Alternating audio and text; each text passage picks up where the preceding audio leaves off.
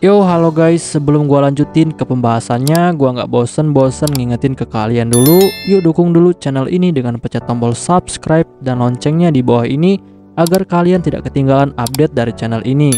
Dan juga like dan share ke kawan-kawan kalian biar di channel ini semakin dikenal banyak orang. Pastinya dukungan dari kalian sangat gua butuhin untuk ngebuat gua terus semangat dan terus update ke depannya. Oke, kalau gitu kita langsung lanjut aja ke pembahasannya.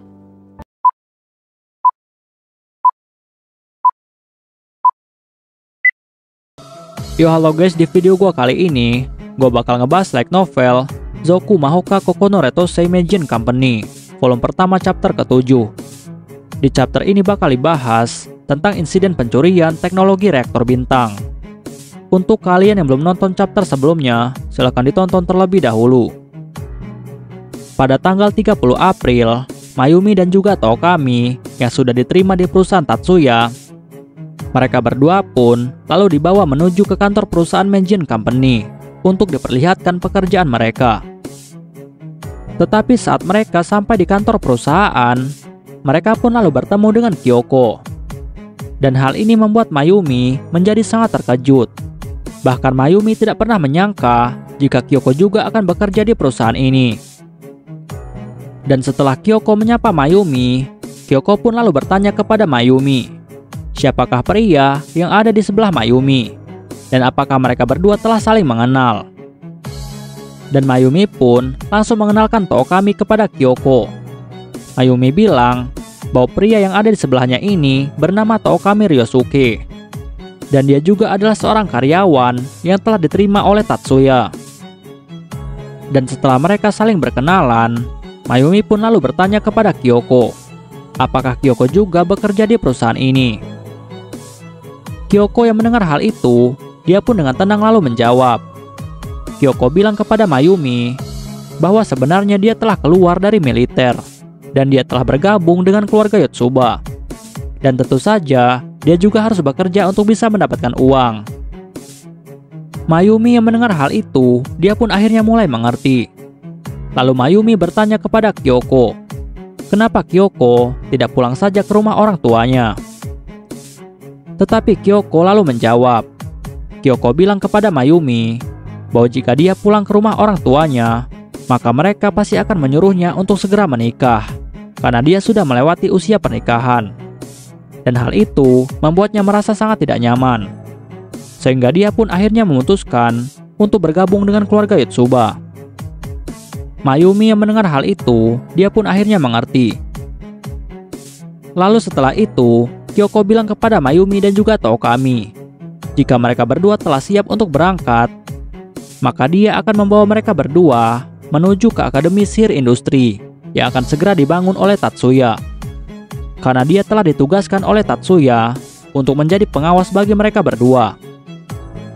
Tetapi Mayumi lalu bertanya kepada Kyoko, apa itu Akademi Sihir Industri? Dan apakah itu semacam fasilitas?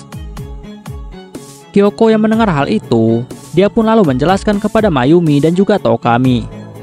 Kyoko bilang kepada mereka berdua, jika dia sangat yakin, pasti mereka berdua sudah diberitahu jika perusahaan Meijin Company memiliki fungsi seperti akademi.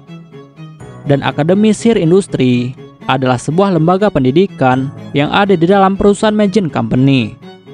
Dan lembaga ini memiliki tujuan untuk memberikan pendidikan kepada semua penyihir, agar mereka bisa mempelajari tentang aplikasi sihir di dalam teknologi industri. Dan walaupun akademi ini adalah akademi yang belum memiliki izin, tetapi fasilitas dan juga kualitas pendidikannya tidak akan kalah dengan universitas sihir yang ada. Bahkan banyak perusahaan besar yang telah melakukan investasi kepada akademi ini. Dan hal ini akan membuat posisi akademi ini menjadi sangat aman selama 10 tahun ke depan. Dan walaupun pelajaran yang akan diajarkan di akademi ini hampir sama dengan akademi sihir yang lainnya, tetapi Akademi Sihir Industri memiliki fokus yang lebih luas. Dan fokus itu adalah untuk membuat para penyihir bisa menggunakan sihirnya untuk tujuan industri. Mayumi dan juga Tookami yang mendengar hal itu, mereka pun akhirnya mulai mengerti. Dan mereka berdua pun langsung membungkuk kepada Kyoko sebagai tanda hormat kepada senior. Tetapi saat Kyoko melihat gerakan dari Tookami, dia pun akhirnya mulai menyadari jika Tookami ini memiliki gerakan seorang militer. Dan hal ini membuat Kyoko sangat waspada kepada Tookami. Lalu setelah itu, Kyoko pun langsung mengajak Mayumi dan juga Tookami untuk melihat perkembangan pembangunan dari Akademi Sihir Industri yang akan dibangun di wilayah Izu. Dan saat mereka sampai di sana, Mayumi dan juga Tookami pun merasa sangat kagum dengan pembangunannya. Bahkan menurut mereka, lokasi yang dipilih adalah lokasi yang sangat bagus dan memberikan rasa nyaman dan juga ketenangan, karena akademi ini dibangun di pinggiran pantai. Lalu Mayumi bertanya kepada Kyoko, kapan Akademi Sihir Industri akan resmi dibuka? Dan Kyoko pun lalu menjawab. Kyoko bilang bahwa Akademi Sihir Industri akan dibuka pada awal September. Dan tugas Mayumi dan juga Tookami, mereka akan bekerja di tempat ini. Tetapi untuk awal pekerjaan mereka hanya akan mengerjakan tugas-tugas kecil, seperti membuat dokumen biasa ataupun memproses data internal. Sedangkan Tookami dengan gugup, dia pun lalu bertanya kepada Kyoko, apakah data itu akan diproses secara offline? Kyoko yang mendengar pertanyaan ini, dia pun menjadi sangat curiga kepada Tookami. Lalu Kyoko bertanya kepada Tookami, apakah dia merasa tidak puas dengan hal ini?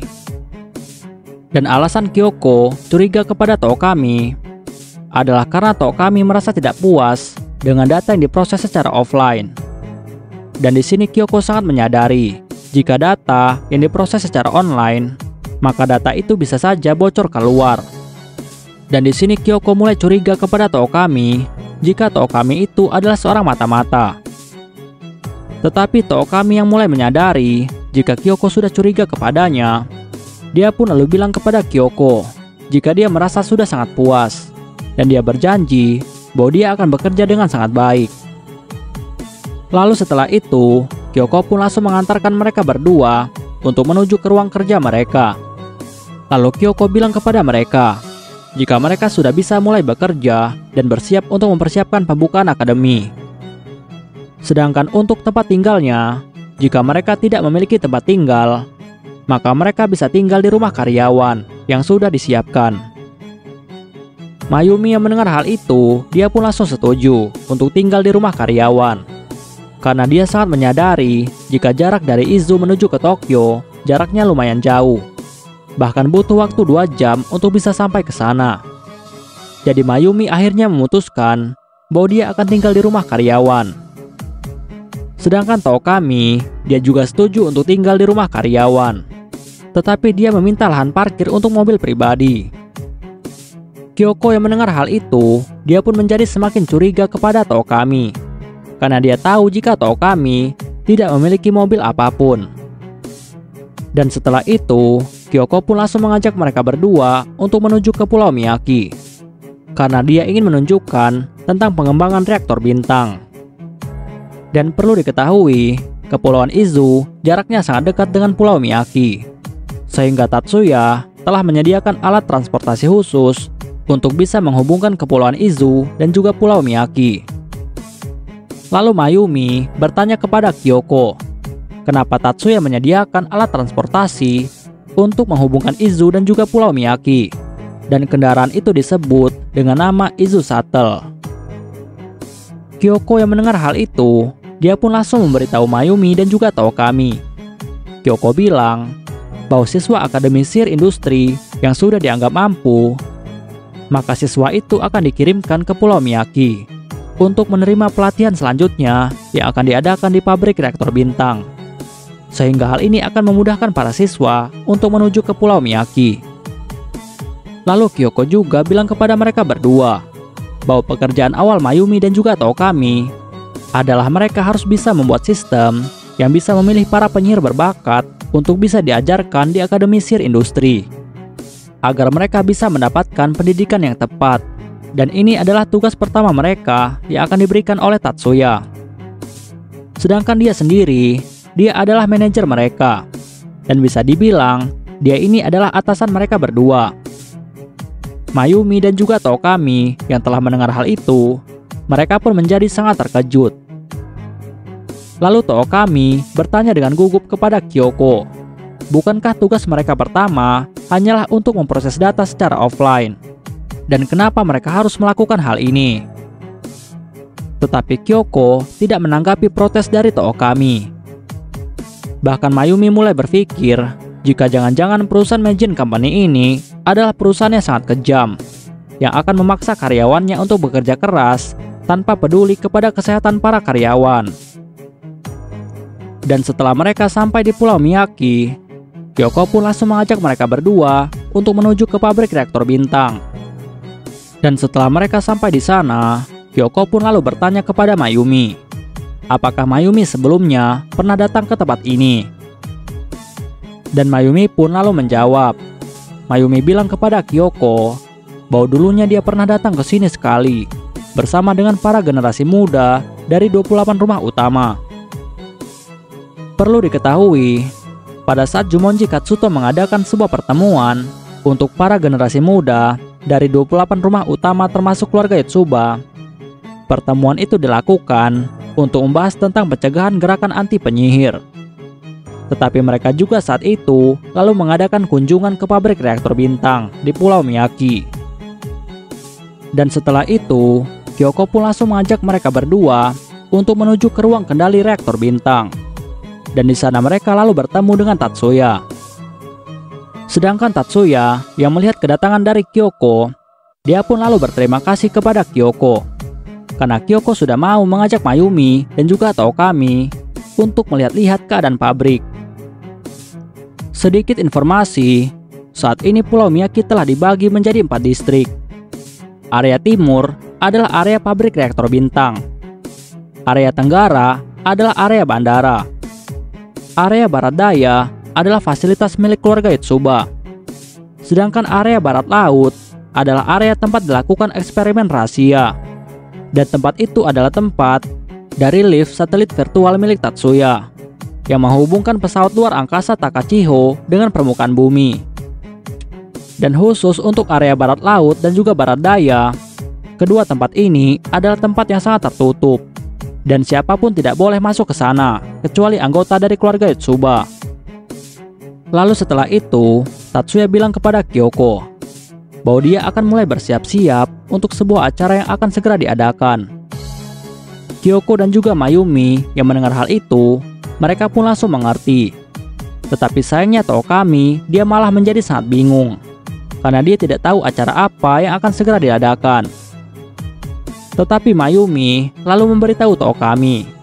Mayumi bilang bahwa besok akan diadakan sebuah pesta untuk merayakan pendirian perusahaan dari perusahaan Stellar Generator Inc. Dan di pesta itu banyak sekali tamu penting yang akan diundang. Bahkan ada sesi acara untuk melakukan tur ke pabrik reaktor bintang. Dan setelah itu, Kyoko pun langsung menyarankan Tatsuya untuk meminta bantuan kepada Mayumi karena Mayumi memiliki pengalaman untuk menangani sebuah pesta. Karena dia tahu bahwa keluarga Saengusa sangat sering melakukan sebuah pesta.